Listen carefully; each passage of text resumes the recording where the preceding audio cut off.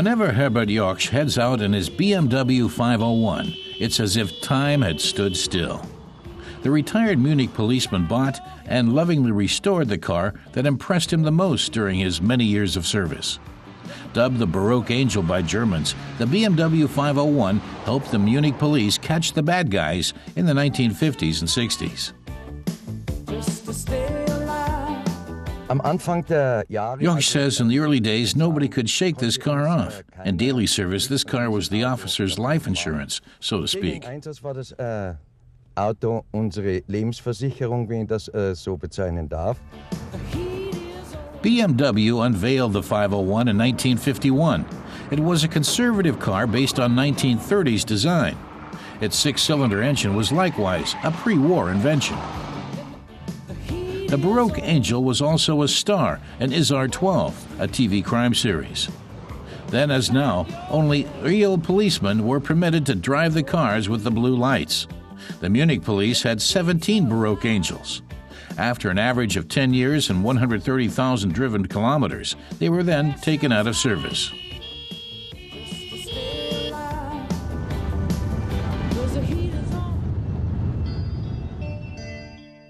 As Herbert's photo album shows, the officers were proud of their job and proud of the car they drove.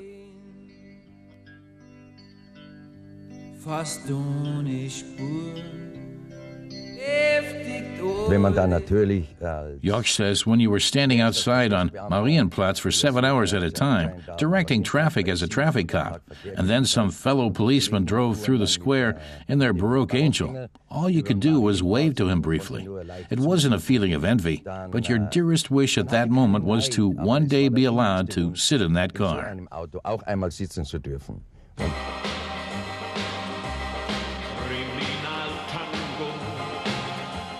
The BMW 501 was an expensive high-end sedan. Its construction was highly praised, but the six-cylinder engine was troublesome at first and tarnished the car's reputation. The undulating chrome-detailed body was expensive to build, but once in service, the frame was able to push pretty much anything aside that stood in its way. BMW never made a profit with the 501, something the few units for the Munich police couldn't change. Jack trinkt aus und Baby zittert, doch dann löscht sie schnell das Licht.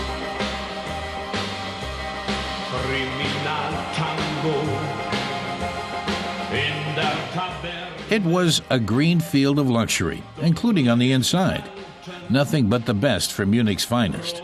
And in the days before cell phones, the Lawrence radio was often a decisive advantage against the crooks.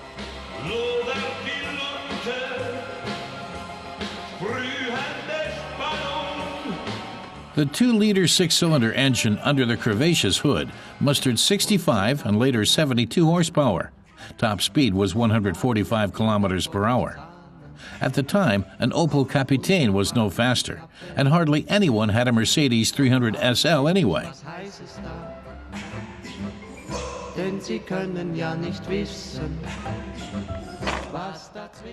Freshly nabbed offenders could at least appreciate the easy entrance into the big BMW's roomy interior.